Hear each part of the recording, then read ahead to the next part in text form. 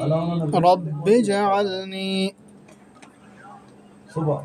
مقيم الصلاة ومن ذريتي ربنا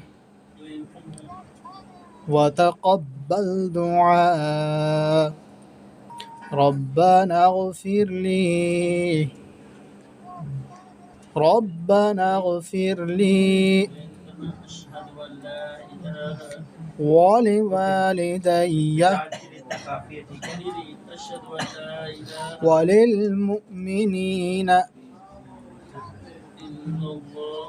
وللمؤمنين يوم يقوم الحساب.